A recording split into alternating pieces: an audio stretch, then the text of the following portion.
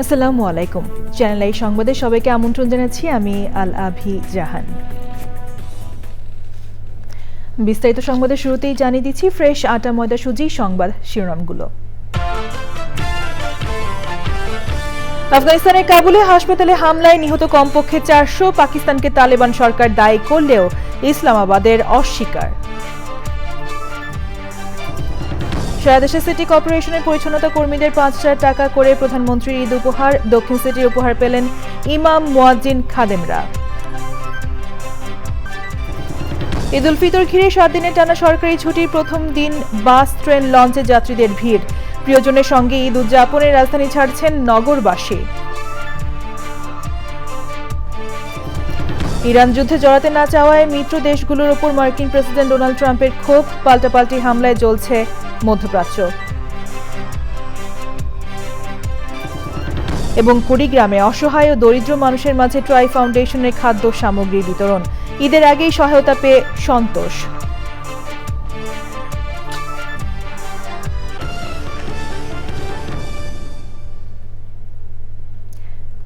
সংবাদ শিরোনামগুলো জানাচ্ছিলাম। এখনকার এই সংবাদ আয়োজন একই সঙ্গে চ্যানেল আই এর ইউটিউব চ্যানেলে এবং চ্যানেল আই এর ওটিটি প্ল্যাটফর্ম আই স্ক্রিনে লাইভ স্ট্রিম হচ্ছে। এবার বিস্তারিত। আফগানিস্তানের রাজধানী কাবুলে একটি হাসপাতালে পাকিস্তানের বিমান হামলায় 400 জন নিহত হয়েছেন বলে জানিয়েছে তালেবান সরকার। তারা বলছে সোমবার রাতে মাদকাসক্তদের ওই চিকিৎসা কেন্দ্রে হামলা হয়। তবে অভিযোগ অস্বীকার করে পাকিস্তান বলেছে তারা কেবল সামরিক স্থাপনায় হামলা চালিয়েছে। আমিনা রহমান সুপ্তির রিপোর্ট। কাবুলের ওমর অ্যাডিকশন ট্রিটমেন্ট হাসপাতালে সোমবার রাত 9টার দিকে বিমান হামলা হয়। এতে হাসপাতালের বেশ কয়েকটি ভবন বিধ্বস্তের পাশাপাশি বেশ কিছু অংশে আগুন ধরে যায়। আফগান সরকারের উপমুখপাত্র হামদুল্লাহ ফিতরাত এক্স হ্যান্ডেলে লিখেছেন, পাকিস্তানের হামলায় অন্তত 400 মানুষের মৃত্যু হয়েছে, আহত হয়েছে 250 মানুষ। 2000 শয্যার হাসপাতালটির বড় অংশ ধ্বংস হয়ে গেছে বলে জানিয়েছেন তিনি। তবে পাকিস্তানের তথ্য ও সম্প্রচার মন্ত্রণালয়ের দাবি, তথ্য বিকৃত করে উপস্থাপন করেছে আফগান সরকার। সামাজিক যোগাযোগ মাধ্যম এক্সে এক পোস্টে তারা বলেছে, কাবুল ও নানগারহারে সামরিক স্থাপনা ও সন্ত্রাসী সহায়তা অবকাঠামো লক্ষ্য করে হামলা চালানো হয়েছে, যার মধ্যে ছিল প্রযুক্তিগত সরঞ্জাম, সংরক্ষণাগার ও গোলাবারুদের গুদাম। পাকিস্তানের তথ্যমন্ত্রী আরও দাবি করেন, পাকিস্তানের লক্ষ্যবস্তু নির্ভুল ও সতর্কতার সাথে লক্ষ্য নির্ধারণ করা হয় যাতে কোনো অনাকাঙ্ক্ষিত ক্ষয়ক্ষতি না হয়। হাসপাতালে হামলাকে মানবাধিকার লঙ্ঘন বলেছে আফগানিস্তান। Amina Rahman Supti, channel I. বারো সিটি কর্পোরেশনের পরিচ্ছন্নতা কর্মীদের প্রথমবারের মতো ঈদ উপহার হিসেবে 5,000 টাকা করে দিয়েছেন প্রধানমন্ত্রী তারেক রহমান। প্রত্যেকের কাছে টাকা পৌঁছে দিয়েছে সিটি কর্পোরেশন। এছাড়া ঢাকা দক্ষিণ সিটি কর্পোরেশনের পক্ষ থেকে ইমাম, মুয়াজ্জিন ও খাদেমদের ঈদ উপহার তুলে দিয়েছেন প্রশাসক বীর মুক্তিযোদ্ধা মোহাম্মদ আব্দুস সালাম। সোমা ইসলামের রিপোর্ট। নগরীকে পরিচ্ছন্ন ও সুন্দর রাখতে অক্লান্ত পরিশ্রম করা পরিচ্ছন্নতা কর্মীদের এবারের ঈদ আনন্দ যেন দ্বিগুণ হয়ে উঠল। আসন্ন ঈদ উল ফিতরে প্রথমবার 12টি সিটি কর্পোরেশনের পরিচ্ছন্নতা কর্মীদের 5,000 টাকা করে ঈদ উপহার দিয়েছেন প্রধানমন্ত্রী তারেক রহমান। অনেক খুশি আল্লাহ দিলে, লাখ লাখ খুশি আল্লাহ কাছে দোয়া করি। আল্লাহ আল্লাহর মার আল্লাহ তুমি জান্নাতবাসী করে দিও। আল্লাহ তারেকের মার আল্লাহ তুমি জান্নাতবাসী করে দিও। কোন সরকার আমাদের এই কর্মচারীর জন্য কোনোদিন ঈদ বোনাস কোনো কিছুটা আমাদেরকে দেয় নাই। আমি আবারও ধন্যবাদ জানাই মাননীয় প্রধানমন্ত্রী। যে রাজধানীতে প্রধানমন্ত্রীর এই উপহার ঢাকা দক্ষিণ সিটি কর্পোরেশনের প্রায় 4,500 পরিচ্ছন্নতা কর্মীর হাতে তুলে দেন ঢাকা দক্ষিণের প্রশাসক মোহাম্মদ আব্দুস সালাম। শুধু ঢাকা শহরটাকে আমরা বসবাসযোগ্য রাখতে চাই, কারণ পরিষ্কার না হলে মশা আসে, পরিষ্কার না আসলে বাইরের মানুষ বলে নাকে রুমাল দিয়ে চলতে হয়। সেই কাজটা আপনারা করেন, সবচেয়ে কষ্টের কাজটা আপনারা করেন এবং কষ্টের কাজ করেন বলেই দেখেন মাননীয় প্রধানমন্ত্রীর চোখে কিন্তু আপনারা পড়ছেন। আপনাদেরকে প্রথম উনি বিশেষভাবে পুরস্কৃত করছে। কাজেই এই ব্যক্তিটার জন্য দোয়া করবেন। দক্ষিণ সিটি কর্পোরেশনের পক্ষ থেকে ইমাম, মুয়াজ্জিম ও খাদেমদের হাতেও তুলে দেওয়া হয়েছে 5 ও 4,000 টাকার ঈদ উপহার। আমি আপনাদের দোয়া চাই, যদি আপনাদের সহযোগিতা থাকে ইনশাল্লাহ আগামী নির্বাচনে যদি মেয়র নির্বাচিত হই, ইনশাল্লাহ 2-3 বছরের মধ্যে এই পুরনো ঢাকার চেহারা ইনশাল্লাহ পাল্টে দেবো ইনশাল্লাহ। এবং সেটা আপনাদেরকে সাথে নিয়েই করব। আপনারা সবাই আমার সাথে আছেন তো?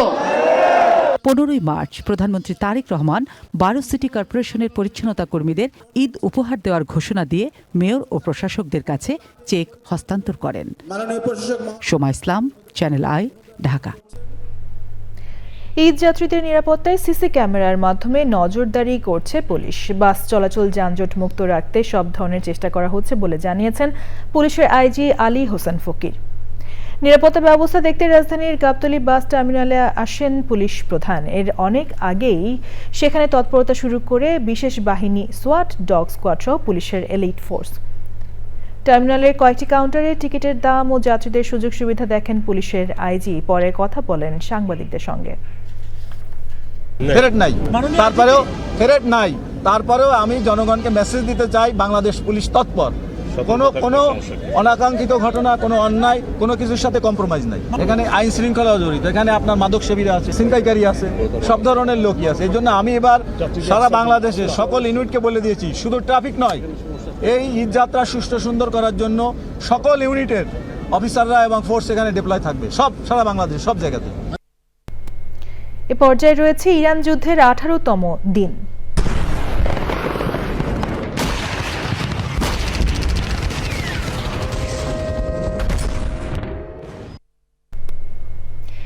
ইরানে যুক্তরাষ্ট্র ইসরায়েলের হামলা শুরুর পর থেকে নানাভাবে মিত্র দেশগুলোকে যুদ্ধে যুক্ত করার চেষ্টা চালিয়ে যাচ্ছেন মার্কিন প্রেসিডেন্ট ডোনাল্ড ট্রাম্প। তবে সোমবার যুদ্ধের 17তম দিনেও যোগ দেয়নি কোনো দেশ। হরমুজ প্রণালীতে সেনা পাঠাতে দক্ষিণ কোরিয়ার প্রতি ট্রাম্প আহ্বান জানালে সিউলে এর প্রতিবাদে বিক্ষোভ হয়। যুক্তরাজ্য, জার্মানি, গ্রিস সহ ইউরোপীয় ইউনিয়নের কোনো দেশ যুদ্ধে না জড়ানোর পক্ষে তাদের অবস্থান স্পষ্ট করেছে। সুদীপ্তা মাহমুদের রিপোর্ট। যুক্তরাষ্ট্রের প্রেসিডেন্ট ডোনাল্ড ট্রাম্প হরমুজ প্রণালী খুলে দেওয়ার জন্য আন্তর্জাতিক জোট গঠনের আহ্বান জানালেও এখনও কোনো দেশ তাতে সাড়া দেয়নি। এ অবস্থায় হরমুজ প্রণালী খুলে দেওয়ার সিদ্ধান্ত তেহরানকেই নিতে হবে বলে মনে করছেন বিশ্লেষকেরা। ইরানের সঙ্গে যুক্তরাষ্ট্র ও ইসরায়েলের যুদ্ধে বিশ্বের 1/5 তেল ও গ্যাস রপ্তানির সবচেয়ে বড় জলপথটি বন্ধ হয়ে যাওয়ায় বড় ধরনের বিপর্যয়ের মুখে পড়েছে বিশ্ব অর্থনীতি। আল জাজিরা জানিয়েছে, এ যুদ্ধ দ্রুত শেষ করতে অভ্যন্তরীণ ও আন্তর্জাতিক চাপের মুখে পড়েছেন ডোনাল্ড ট্রাম্প। কেনেডি সেন্টারের বোর্ড সদস্যদের সঙ্গে হোয়াইট হাউসে বৈঠকের আগে প্রেস ব্রিফিংয়ে ট্রাম্প বলেন, কিছু দেশকে বহু বছর ধরে সাহায্য করছে যুক্তরাষ্ট্র, ভয়ঙ্কর ঝুঁকি থেকে রক্ষা করা হচ্ছে, কিন্তু হরমুজ প্রণালীর ক্ষেত্রে যুক্তরাষ্ট্রের আহ্বানে সাড়া দিচ্ছে না তারা। মধ্যপ্রাচ্য যুদ্ধ নিয়ে ইউরোপীয় ইউনিয়নের বৈঠকের পর পররাষ্ট্রনীতি বিভাগের প্রধান কাজা কালাস ব্রিফিংয়ে জানান, এ যুদ্ধে ইউরোপের কোনো আগ্রহ নেই। ইউরোপীয় ইউনিয়নের কোনো সদস্য রাষ্ট্র ইরানের বিরুদ্ধে সামরিক পদক্ষেপে সক্রিয়ভাবে অংশ নেবে না। মুসলিম বিশ্বের দেশগুলোকে পাশে থাকার আহ্বান জানিয়ে খোলা চিঠি দিয়েছেন ইরানের সুপ্রিম ন্যাশনাল সিকিউরিটি কাউন্সিলের প্রধান আলী লারিজানি। তিনি বলেছেন, যুক্তরাষ্ট্র এবং ইসরায়েল ইরানকে ধ্বংস করার লক্ষ্যে এই আগ্রাসী যুদ্ধ করছে। ইরানের এমন কঠিন সময়ে মুসলিম দেশগুলো খুবই সীমিত মাত্রায় সমর্থন দিচ্ছে, যা দুর্ভাগ্যজনক।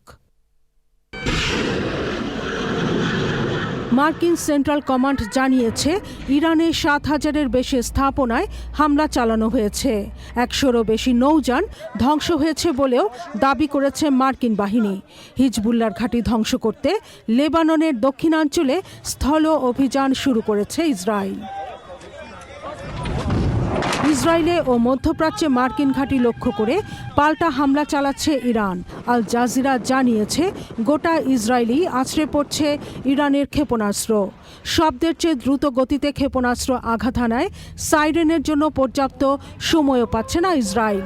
তবে বেশিরভাগ ক্ষেপণাস্ত্র আকাশে ধ্বংস করার দাবি করলেও ধ্বংসাবশেষে হতাহত হচ্ছে অনেক Israeli. Sudipta Mahmud, channel I. এবার অন্যান্য সংবাদ। তিস্তা প্রকল্প বাস্তবায়নে চীনকে পূর্ণ সমর্থন এবং প্রয়োজনীয় সহায়তা করবে জামাত ইসলামী। একথা জানিয়েছেন জাতীয় সংসদের বিরোধী দলীয় নেতা ডাক্তার শফিকুর রহমান। রাজধানীর মিরপুরে দুস্থদের মাঝে চীনের সহযোগিতায় ফুড প্যাক বিতরণ অনুষ্ঠানে তিনি বলেন, কিছু দেশ বাংলাদেশের জন্য কোনো অবদান না রাখলেও দেশের সার্বভৌমত্ব হুমকিতে ফেলেছিল। নতুন করে কোনো দেশের আধিপত্যের বোঝা সহ্য করা হবে না বলেও জানান জামাত আমির। অনুষ্ঠানে জামায়াতের সহায়তা ও সমর্থন প্রত্যাশা করে চীনের রাষ্ট্রদূত জানান, তিস্তা চুক্তির বাস্তবায়ন দ্রুত এগিয়ে নিতে চায় চীন। তিস্তা প্রকল্পের কথা মাননীয় রাষ্ট্রদূত এখানে উল্লেখ করেছেন। এটি বাংলাদেশের কান্না, উত্তরাঞ্চলের কান্না। আমরা এই কান্নার অবসান চাই। আমরা এই অপসংস্কৃতি থেকে বের হয়ে আমরা জানিয়ে দিতে চাই, আমরাও স্বাধীন দেশের নাগরিক, আমাদের নিজস্ব পররাষ্ট্রনীতি আছে। আমরা এই প্রকল্পকে শুধু সাপোর্ট করব না, এই প্রকল্প বাস্তবায়নে যদি আমাদের কিছু করার থাকে সেটাও করব। বিএনপিতে ফিরতে আগ্রহী স্বতন্ত্র এমপিরা সংসদে নিজেদের মধ্যে কোনো জোট করতে চান না। তারা অপেক্ষায় আছেন দল তাদের বহিষ্কারের সিদ্ধান্ত পুনর্বিবেচনা করবে। বিএনপিতে ফিরতে এরই মধ্যে যোগাযোগও শুরু করেছেন কেউ কেউ। তারা বলছেন, তাদের ভোটে লড়া যে সঠিক ছিল সেটি নির্বাচনের ফলই প্রমাণ করেছে। লুৎফুর রহমান সোহাগের রিপোর্ট। ত্রয়োদশ জাতীয় নির্বাচনে দলের সিদ্ধান্তের বাইরে গিয়ে প্রার্থী হওয়ায় ৭১ নেতাকে বহিষ্কার করেছিল বিএনপি। দলে জায়গা হারালেও জনরায় নিয়ে বিদ্রোহী নেতাদের ৭ জন সংসদে এসেছেন স্বতন্ত্র এমপি হয়ে। সংসদে তাদের ভূমিকা ঠিক কী হবে, কিংবা নিজেদের পুরনো রাজনৈতিক দলের বিষয়ে তাদের অবস্থানই বা কী, সেটি জানতে চেয়েছিল চ্যানেল আই। দলের প্রতি যে ভালোবাসা, যে আবেগ, সেটা তো আছে। দলের হাইকমান্ডের সাথে কথা বলছি, অবশ্যই দলে ফেরার তো ইচ্ছা আছে। এবং আমি সর্বোপরি বিএনপির বাইরে কোনো ধরনের জোট বা কোনো কিছুর মধ্যে আমি অংশগ্রহণ করব না। দল সিদ্ধান্ত নিতে আমাদেরকে ফেরত নিবে কি নিবে না, আমরা তো দলই ছিলাম, আমরা তো নিজেরা পদত্যাগ করিনি। স্বতন্ত্র এমপিরা দলে ফিরতে চাইলেও বিএনপি বলছে, দলীয়ভাবে এ বিষয়ে এখনো কোনো আলোচনা হয়নি। দলীয় অবস্থান যাই হোক, চিফ হুইপের প্রত্যাশা, স্বতন্ত্র এমপিরা সংসদে দায়িত্বশীল ভূমিকা রাখবেন। তারা সরকারের ভালো কাজের সমর্থন করুক, মন্দ কাজের সমালোচনা করুক। তাদের মধ্যে যদি কারো কোনো ইচ্ছে থাকে ভবিষ্যতে যে আমরা বিএনপিতে যোগদান করব, তখন আমরা চেষ্টা দেখব যে কেউ বিএনপিতে যোগদান করেছে তার লঘু ত্রুটি মাফ করে দিয়ে হয়তো বিএনপিতে নিতে পারি। এটা দলের সিদ্ধান্তের ব্যাপার। এটা আমাদের মাননীয় প্রধানমন্ত্রী এবং দলের নেতা তারেক রহমান সাহেবের ব্যাপারে সিদ্ধান্ত দিতে পারবে ভবিষ্যতে। স্বতন্ত্র ৭ এমপি জোটবদ্ধ থাকলে একটি সংরক্ষিত নারী আসন পাবেন তারা, না হলে আসনটি পাবে BNP. Lutfur Rahman Sohag, channel I, Dhaka. ঈদের উদযাপনে প্রতি বছরের ধারাবাহিকতায় কুড়িগ্রামে কর্মহীন, অসহায় ও দরিদ্র মানুষকে খাদ্য সামগ্রী দিয়েছে ট্রাই ফাউন্ডেশন। ঈদের আগেই এ ধরনের সহায়তা পেয়ে সন্তুষ্ট তারা। কুড়িগ্রাম প্রতিনিধি শ্যামল ভৌমিকের তথ্য ভিডিওচিত্রে আল মুকসিদের রিপোর্ট। ১৬টি নদ নদী বেষ্টিত সর্ব উত্তরের জেলা কুড়িগ্রাম। এখানকার অনেক মানুষই দরিদ্র সীমার নিচে বাস করেন। ঈদের সময় তারা খাদ্য সামগ্রীর আশায় বিত্তবানদের কাছে ছোটাছুটি করেন। গত ২ দশকের ধারাবাহিকতায় ঈদের খুশি ভাগাভাগি করে নিতে সহায়তার হাত বাড়িয়ে দিয়েছে ট্রাই ফাউন্ডেশনের সদস্যরা। কুড়িগ্রাম শহীদ মিনার চত্বরে জেলা শহরের বিভিন্ন বস্তি ও চর এলাকার ২ শতাধিক সুবিধাবঞ্চিত পরিবারের মাঝে খাদ্য সামগ্রী বিতরণ করা হয়। এসব খাদ্য সামগ্রীর মধ্যে ছিল চাল, ডাল, আলু সহ নানা রকমের ঈদ সামগ্রী। চাল ডাল আমরা পাইলাম, ইয়েতে আমরা খুশি। গরিব মানুষ কেনাকাটা করতে পারি না, আজকে চাল ডাল পাইলাম, চাল ডাল দিবেন, আমরা খায়া আমরা খুব খুশি। ট্রাই ফাউন্ডেশনের এমন উদ্যোগকে সাধুবাদ জানিয়েছে স্থানীয় সুধীজনরা। ঈদের সময় এই গরিব মানুষদের পাওনা থাকে, আর সেইটা ট্রাই ফাউন্ডেশন করছে, সেটার জন্য অনেক ধন্যবাদ।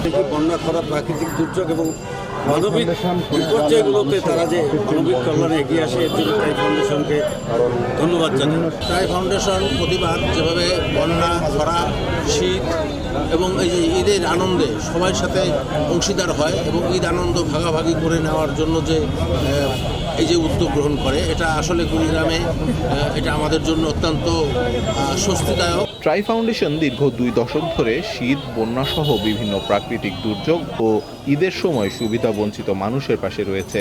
হতদরিদ্র কর্মহীন মানুষের পাশে ঈদের খুশির বার্তা নিয়ে এসেছে ট্রাই ফাউন্ডেশন। আমি ট্রাই ফাউন্ডেশনের আগামী দিনে আরও এ ধরনের কর্মকাণ্ডকে সমর্থন জানাই। ট্রাই ফাউন্ডেশনকে দেখে অন্যান্য যারা সাহায্য সংস্থা আছে বা ব্যক্তিগত পর্যায়ে যারা সামর্থ্যবান আছেন, তারা এই অসহায় মানুষদের পাশে দাঁড়াবেন, তাদের সাহায্য করবেন, আমরা এটাই বিশ্বাস করি। সরকারের পাশাপাশি ট্রাই ফাউন্ডেশনের মতো অন্যান্য স্বেচ্ছাসেবী সংগঠন ও সামর্থ্যবান ব্যক্তিবর্গ এগিয়ে আসলে দরিদ্র ও কর্মহীন মানুষের কষ্ট অনেকাংশেই লাঘব হবে। সকলেই ঈদের খুশি ভাগাভাগি করে নিতে পারবে বলে মনে করেন সংশ্লিষ্টরা। আল মুকসিদ, চ্যানেল আই। ঈদের ছুটিতে বাড়ি যাওয়ার পথে লালমনিরহাটের পাটগ্রামে সড়ক দুর্ঘটনায় মা, বাবা ও শিশু সন্তানের মৃত্যু হয়েছে। গুরুতর আহত হয়েছে তাদের আরেক শিশু। সকালে পাটগ্রাম উপজেলার মির্জারকোট মডেল মসজিদ এলাকায় এ দুর্ঘটনা ঘটে। নিহতরা দিনাজপুর জেলার হাকিমপুর উপজেলার আলীহাট ইউনিয়নের মনসাপুর গ্রামের বাসিন্দা। পুলিশ ও স্থানীয়রা জানিয়েছেন, নিহত শরীফুল ইসলাম পাটগ্রামে একটি এনজিওতে কর্মরত ছিলেন। ঈদের ছুটিতে বাড়ি যাওয়ার জন্য স্ত্রী ও সন্তানদের নিয়ে মোটরসাইকেলে রওনা দেন। পথে মির্জারকোট এলাকায় পৌঁছলে বিপরীত দিক থেকে আসা একটি ট্রাক মোটরসাইকেলটিকে ধাক্কা দেয়। এতে ঘটনাস্থলেই স্বামী, স্ত্রী ও তাদের ছেলে নিহত হন। গুরুতর আহত মেয়েকে রংপুর মেডিকেল কলেজ হাসপাতালে ভর্তি করা হয়েছে। টানা 7 দিনের সরকারি ছুটিতে পরিবারের সাথে ঈদ উদযাপন করতে রাজধানী ছাড়ছে মানুষ। জনগণের ঈদযাত্রা নির্বিঘ্ন করতে মাঠে আছে আইন শৃঙ্খলা রক্ষাকারী বাহিনী।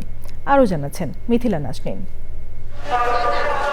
এবারের ঈদযাত্রায় বরাবরের মতো রেল স্টেশনে ভিড়। সময় মতো প্ল্যাটফর্মে এসেছে ট্রেন। এখন পর্যন্ত নেই কোনো শিডিউল বিপর্যয়, শুধুই আনন্দে ঘরে ফেরার গল্প। আমি একাই যাচ্ছি, আমার ফ্যামিলি ছুটি পায়নি। 18 তারিখ ডিউটি আছে, তাই 18 তারিখ ডিউটি করে উনি 19 তারিখে যাবে। ভিড় রয়েছে সায়দাবাদ, গাবতলী, মহাখালী বাস টার্মিনালে। সবারই অপেক্ষা প্রিয়জনের কাছে দ্রুত পৌঁছানোর। অতিরিক্ত ভাড়া নিবে যখন টিকিট কাটতে পারবো, তখন তার টিকিটই তো কাটতে পারছি না। এমনিতে আমরা 200 টাকা যাই, আবার 200 টাকা আসি, একটা সিটের ভাড়া 400 টাকায় পড়ে, কিন্তু আমাদের এখন না 300 টাকা ভাড়া পড়তেছে, কারণ আমরা এক সিঙ্গেলে যাইতেছি 300 টাকা, আসতেছি খালি। নৌপথ, সড়কপথ সহ সার্বিক নিরাপত্তা ব্যবস্থা নিয়ে কথা বলেছে আইন শৃঙ্খলা রক্ষাকারী বাহিনী। এই সময় কিন্তু বাসা বাড়িতে চুরির তৎপরতা দেখা দেবে। বিভিন্ন সময় দেখা যায় ছিনতাই, ডাকাতি হতে পারে, যেহেতু জনমানব অনেক কম থাকবে। এই বিষয়টা বিবেচনা করে আমাদের এই গুরুত্বপূর্ণ জায়গাগুলোতে রাত দিন 24 ঘন্টা, বিশেষ করে রাতে আমাদের তৎপরতা অনেক বেশি থাকবে। বাড়তি ভাড়া নেওয়া, তারপর চাঁদাবাজি, তারপর সময় মতো লঞ্চ ছেড়ে না যাওয়া, আমাদের সকল আইন শৃঙ্খলা বাহিনী বিশেষত কোস্টগার্ডের তত্ত্বাবধানে এখনো পর্যন্ত এইবার কোনো ধরনের কোনো এরকম কমপ্লেন আসে। ঈদযাত্রা নিরাপদ হবে এমনই প্রত্যাশা সবার। Mithila Naznin, channel I, Dhaka. জ্বালানি তেল নিয়ে ভোগান্তি কমে এলেও এখনও সংকট পুরোপুরি কাটেনি। ডিপো থেকে চাহিদা মতো তেল না দেওয়ার অভিযোগ ফিলিং স্টেশনগুলোর। অনেক জায়গায় বেশি দাম দিয়ে তেল নিতে হচ্ছে বলেও অভিযোগ উঠেছে। জ্বালানি তেলের জন্য ঈদযাত্রায় মানুষের ভোগান্তি পোহাতে হচ্ছে বলে জানিয়েছেন দূরপাল্লার বাস চালকরা। রাজধানীর বিভিন্ন ফিলিং স্টেশন ঘুরে জ্বালানির পরিস্থিতি জানাচ্ছেন রফিকুল বাশার। রাজধানীর মহাখালী বাস টার্মিনাল থেকে ছেড়ে যাওয়া দূরপাল্লার বাসগুলো এখনও চাহিদা মতো জ্বালানি তেল পাচ্ছে না। যা পাচ্ছে তাও নিতে হচ্ছে দীর্ঘ সময় অপেক্ষার পর। অনেককে দিতে হচ্ছে বাড়তি টাকা, তাই দেরি হচ্ছে যাত্রী পরিবহনে। এতে ঈদযাত্রা বিঘ্ন হওয়ার অভিযোগ চালকদের। 20 লিটার তেল তোমার গাড়ি ঢাকা আসবে না, তার থেকে কী করতে হবে, আগে 200 টাকা ঘুষ দেওয়া, তেল 50টা নেওয়া লাগে। এইভাবে পাম্পের দুর্নীতি চলতেছে। সবারই একটা ভোগান্ত তেলের কারণে অবস্থা এখনো খারাপ। অনেক সমস্যাই হইতেছে যাত্রীদের, গাড়ি তো সবই বসা আপনার পাম্প তেলের জন্য। আশ্বাস দিচ্ছে 18 তারিখ থেকে টাকে তেল দিবে না, সার্ভিস বাসগুলোতে তেল দিবে। কোনো এই পাম্পে সীমাবদ্ধতা আছে, যেমন অল্প অল্প কিছু দেয় আর অল্প কিছু বাকি থাকে। 4টা পাম্পে ঘুরে এসেছি, 4টা পাম্প বন্ধ, লাস্ট পাম্প এইটা। মতিঝিল আরামবাগের মেসার্স HK ফিলিং স্টেশন বেলা 12টার দিকে বন্ধ পাওয়া যায়। ডিপো থেকে চাহিদা মতো তেল না দেওয়ায় শেষ অকটেন। তেল দিছে কম, যে আমাদের তেল পাঠাইছে যেমন 1 গাড়ির টাকা দিয়ে পাঠাইছে, দিছে অর্ধেক গাড়ি। মতিঝিলের অন্য একটি পাম্প করিম অ্যান্ড সন্স। ডিজেলের গাড়ি এলেও কর্তৃপক্ষের অভিযোগ চাহিদার চেয়ে অনেক কম দেওয়া হয়েছে। অন্য অনেক পাম্পেরও একই অভিযোগ। 13,500 দিলে আমাদের পার ডে হয়ে যায়, কিন্তু আজকে 4,500 লিটার দিছে। এই 4,500 লিটার দিয়ে আমরা কিভাবে সারাদিন কভার করব? কিছু পাম্পে ডিজেল, অকটেন ও পেট্রোল সরবরাহ স্বাভাবিক। ঈদের আগে বা ঈদের পরে আমাদের এই পরিবহনের তেলের সংকটটা থাকবে না। যথেষ্ট পরিমাণ আমাদেরকে তেল দিতে আছে পাম্পে। আগের মতো স্বাভাবিক হচ্ছে, সব কিছু স্বাভাবিক। এখান থেকে ফুল করে তেল দিচ্ছে। ঈদ যাত্রা নির্বিঘ্ন করতে সব পাম্পে চাহিদা মতো জ্বালানি তেল সরবরাহ করার দাবি গণপরিবহন সহ সংশ্লিষ্টদের। Rafiqul Bashar, channel I, Dhaka. এবার রয়েছে নিটল ডাটা কৃষি সংবাদ।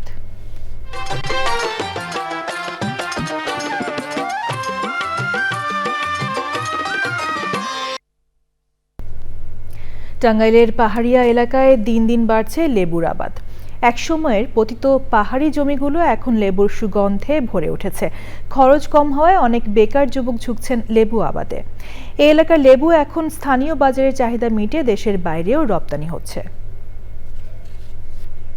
এবার প্রকৃতি সংবাদ।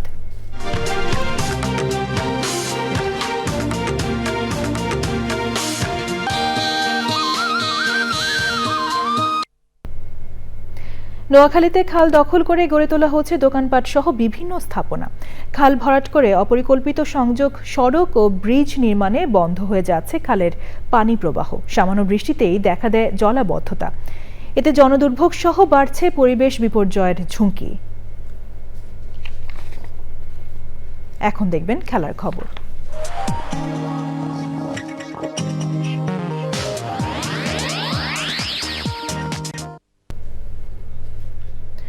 2002 সালে পঞ্চম ও শেষবার ফুটবল বিশ্বকাপ জেতার পরের সবকটি আসরে ব্রাজিল মাঠে নামে হেক্সা মিশনে। 90 দিন পর 2026-এর বিশ্বকাপের জন্য পুরো দমে প্রস্তুতি সারছে সেলেসাও। তবে এবারের বিশ্বকাপে তারকা স্ট্রাইকার নেইমারের খেলার সম্ভাবনা ক্ষীণ থেকে ক্ষীণতর হচ্ছে। 27 মার্চ যুক্তরাষ্ট্রের বোস্টনে ফ্রান্স ও 31 মার্চ অরল্যান্ডোতে ক্রোয়েশিয়ার বিপক্ষে 2 আন্তর্জাতিক প্রীতি ম্যাচের জন্য কোচ কার্লোস আনচেলোত্তি যে স্কোয়াড ঘোষণা করেছেন তাতে 3 বিশ্বকাপ খেলা তারকা স্ট্রাইকার নেইমারের নাম নেই। 34 বছর বয়সী ব্রাজিলের হয়ে সর্বাধিক গোল করার রেকর্ডধারী নেইমার লাগাতার ইনজুরির কারণে 2023-এর অক্টোবরের পর থেকে সেলেসাওয়ের জার্সি পরেননি। ইনজুরিতে দীর্ঘ সময়ের জন্য ফুটবল মাঠ থেকে ছিটকে পড়া রিয়াল ফরওয়ার্ড রড্রিগো নেই আনচেলোত্তির দলে। কোচ আনচেলোত্তি নেইমারের বিশ্বকাপ খেলার সম্ভাবনা পুরোপুরি নাকচ করে বলেছেন তাকে শতভাগ ফিট হয়ে দলে ফিরতে হবে।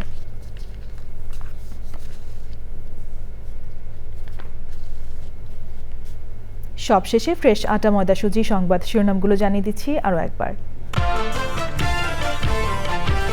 আফগানিস্তানের কাবুলে হাসপাতালে হামলায় নিহত কমপক্ষে 400। পাকিস্তানকে তালেবান সরকার দায়ী করলেও ইসলামাবাদের অস্বীকার।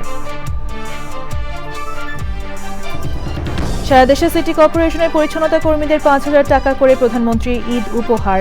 দক্ষিণ সিটি উপহার পেলেন ইমাম মুয়াজ্জিন খাদেমরা। ঈদ উল ফিতর ঘিরে 7 দিনের টানা সরকারি ছুটির প্রথম দিন বাস, ট্রেন, লঞ্চে যাত্রীদের ভিড়। প্রিয়জনের সঙ্গে ঈদ উদযাপনে রাজধানী ছাড়ছেন নগরবাসী। ইরান যুদ্ধে জড়াতে না চাওয়ায় মিত্র দেশগুলোর ওপর মার্কিন প্রেসিডেন্ট ডোনাল্ড ট্রাম্পের ক্ষোভ। পাল্টাপাল্টি হামলায় জ্বলছে মধ্যপ্রাচ্য। এবং কুড়িগ্রামে অসহায় দরিদ্র মানুষের মাঝে ট্রাই ফাউন্ডেশনের খাদ্য সামগ্রী বিতরণ। ঈদের আগেই সহায়তা পেয়ে সন্তোষ।